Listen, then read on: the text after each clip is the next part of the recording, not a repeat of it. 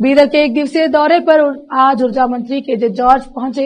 बीदर शहर में प्रवेश करते ही जॉर्ज जिला कांग्रेस समिति के कार्यालय पहुंचे, जहां कांग्रेस नेताओं और कार्यकर्ताओं ने उनका भव्य स्वागत किया। इस अवसर पर सांसद सागर खंडे, पूर्व विधान परिषद सदस्य अरविंद कुमार अरली, अमृतराव चिंकोड़े, सुधाकर कल्लूर सहित अन्य उपस्थित रहे। मंत्री जॉर्ज ने मीडिया से बात की। कैमरामैन पुष्पराज का कवरेज। ನಾವು ಎಸ್ಕಾಂ ಲೆವೆಲಲ್ಲಿ ಎಲ್ಲ ಮೀಟಿಂಗ್ ಮಾಡಿದ್ವಿ, ಆದರೆ ಡಿಸ್ಟ್ರಿಕ್ಟ್ ಲೆವೆಲಲ್ಲಿ ಎಲ್ಲ ನಮ್ಮ ಚುನಾಯಿತ ಶಾಸಕರಿದ್ದಾರೆ, MP ಇದ್ದಾರೆ, ಬೇರೆಯವ್ರನ್ನ ಕರೆದುಬಿಟ್ಟು ಮೀಟಿಂಗ್ ಮಾಡಿ ನಾವು ಸೀನಿಯರ್ ಆಫೀಸರ್ಸ್ ಎಲ್ಲ ಕರ್ಕೊಂಡ್ಬಂದಿದ್ದೀವಿ. ಇಲ್ಲಿದೆ MDನೂ ಬಂದಿದ್ದಾರೆ, ಏನು ಸಮಸ್ಯೆ ಇದೆ ಅದನ್ನು ಪರಿಹಾರ ಮಾಡಲಿಕ್ಕೆ ಬಂದಿದ್ದೀವಿ. ನಿಮ್ಗೆ ಗೊತ್ತಿದೆ, ಕಳೆದ ವರ್ಷ ಬರಗಾಲ ಇದ್ದರೂ ಸಮೇತ ಒಂದು ತಿಂಗಳು ಬಿಟ್ಟು ನಾವು ಯಾವುದಕ್ಕೂ ಕರೆಂಟ್ ಕಟ್ ಮಾಡಿರಲಿಲ್ಲ. ಬರೀ ಒಂದು ತಿಂಗಳಿಗೆ ಮಾತ್ರ IPSETಗೆ 7 ಅವರ್ ಇದನ್ನು ನಮ್ಮ ಚೀಫ್ ಮಿನಿಸ್ಟರ್ ರಿವ್ಯೂ ಮಾಡಿ 5 ಅವರ್ಸ್ ಕೊಟ್ಟಿದ್ದೀವಿ. ಅದಕ್ಕೆ ಈ ವರ್ಷ ಅದಕ್ಕೆಲ್ಲ ಸಿದ್ಧತೆಗಳು ಮಾಡಿದ್ದಾರೆ. ದೇವರದಿಂದ ಈ ವರ್ಷ ಒಳ್ಳೆ ಮಳೆ ಆಗಿದೆ, ನಾವೆಲ್ಲ ಸಿದ್ಧತೆಗಳಿದೆ. ಈ ವರ್ಷ ಸಮೇತ ನಮ್ಮ ಕರೆಂಟ್ ಡಿಮ್ಯಾಂಡು ಈಗಾಗಲೇ 17,000 ಮೆಗಾವಾಟ್ ತಲುಪಿದೆ. ಇನ್ನೂ ಜಾಸ್ತಿ ಬರೋ ತಿಂಗಳಲ್ಲಿ ಸ್ವಲ್ಪ ಜಾಸ್ತಿ ಆಗ್ಬೋದು. ಅದಕ್ಕೂ ಸಮೇತ ನಾವು ಎಲ್ಲ ಸಿದ್ಧತೆಗಳನ್ನು ಮಾಡಿಕೊಂಡಿದ್ದೀವಿ. ಈ ವರ್ಷ ಅಂತೂ ಕರೆಂಟ್ ಕಟ್ ಯಾವುದೂ ಇರೋದಿಲ್ಲ, ಇದನ್ನು ನಾನು ಹೇಳಲಿಕ್ಕೆ ಬಯಸ್ತಾರೆ. ಮತ್ತು ನಮ್ಮಲ್ಲಿ ಕುಸುಮ್ C ಮತ್ತು B ಮಾಡ್ತಾಯಿದೆ.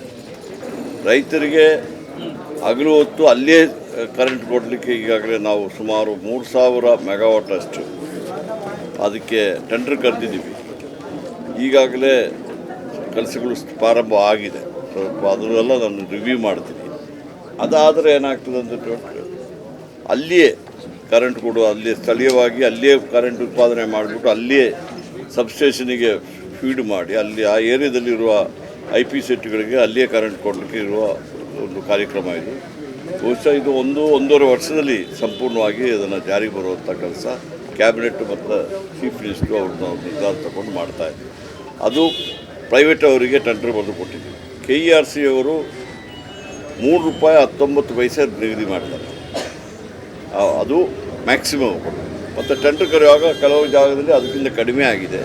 ಅದೇನು ನಾವೇನು ದುಡ್ಡು ಇನ್ವೆಸ್ಟ್ ಮಾಡೋದಿಲ್ಲ, ಅದಕ್ಕೆ ಅವರೇ ಖಾಸಗಿಯವ್ರು ಕೊಡ್ತಾರೆ.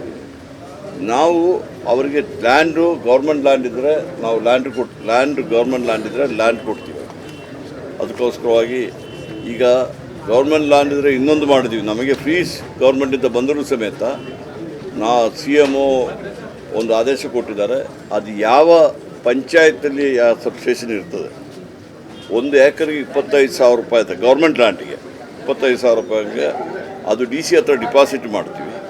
ಅಲ್ಲಿಯ ಡಿಸ್ಟ್ರಿಕ್ಟ್ ಮಿನಿಸ್ಟ್ರು ಮತ್ತು ಸ್ಥಳೀಯ ಶಾಸಕರು ಯಾರು ಬರ್ತಾರೆ ಅವರು ನಿರ್ಧಾರ ತಗೋಬೇಕು.